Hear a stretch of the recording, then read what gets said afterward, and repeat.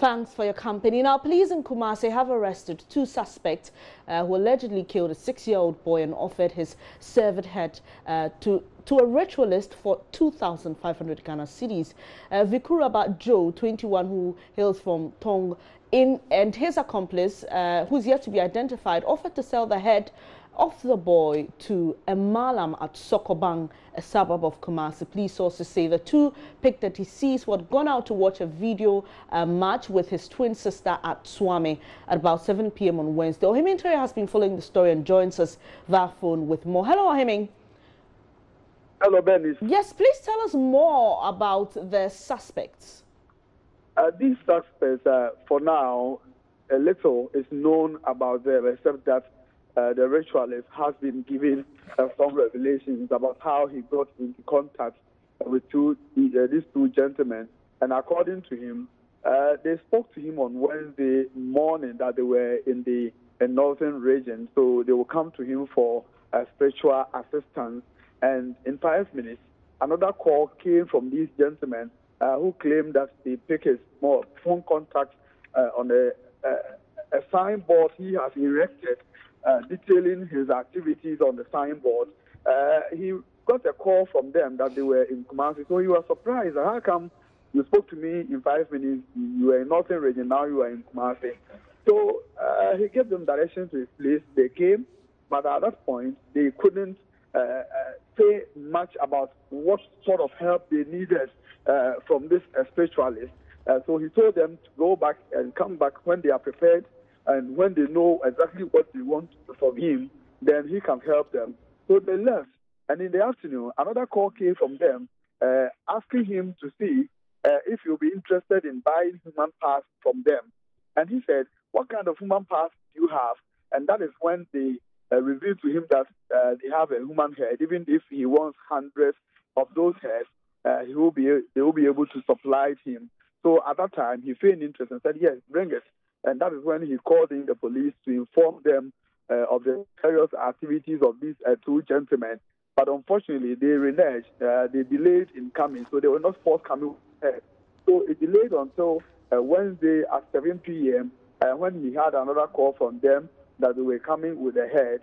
So he waited patiently for them and also alerted the police. But unfortunately, because they were riding a motorbike, they got there earlier than police could get there. But police managed to arrest one of them on Wednesday, the man from Tongo. And then yesterday, the second suspect was also picked up. I have been trying to investigate this with a suspicion that more people could be involved in this act. But now police are convinced that only these two people are involved. But there are questions about whether or not this has been the first time these two gentlemen are doing this, or maybe they have done it earlier with a ritualist, or maybe other ritualists. So police are still unraveling that circumstance. And one particular story about this issue is that the boy is a twin. Yeah, he's a twin. But on that particular Wednesday, he actually went out to watch this video game with his twin sister. So when Tottenham Juventus match, Champions League were coming off, the video game operator sacked all the children from the place. But unfortunately, it was only the sister who got home. And that is how come these two gentlemen picked the boy on the way. All right, Ohiming, you explained that he went out with his twin sister, but she came home alone. Do we know at what point the two of them separated, or what led to the boy being taken and killed without his sister's knowledge? According to police sources, they live in the vicinity of the video center. So when they were being sacked, a lot of the children were there. So apparently, the sister ran home, leaving him behind in the company of other children. And at what time was this, Ohiming? It was around 7 p.m. 7 p.m. Wednesday.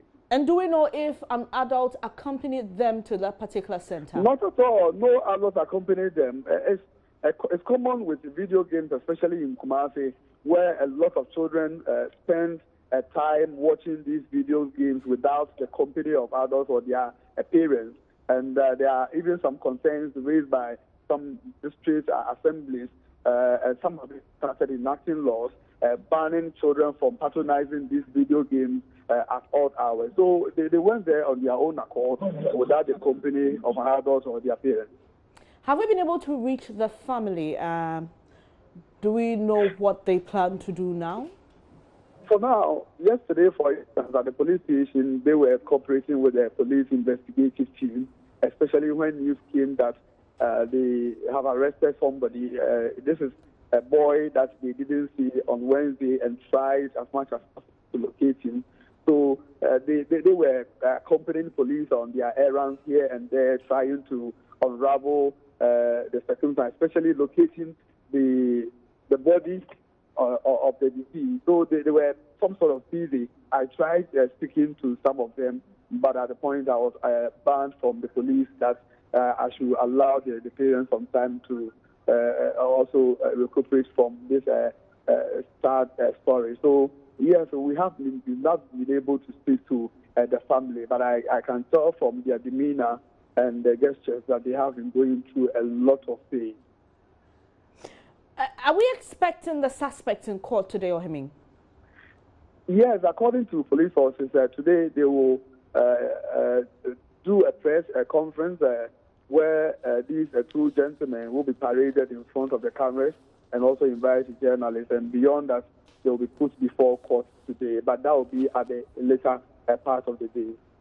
Thank you very much for the details, Ohiming. We'll surely come to you when there's more to tell on this particular story. Really sad one there of a 6-year-old boy who's lost his life. We'll bring you more details on that.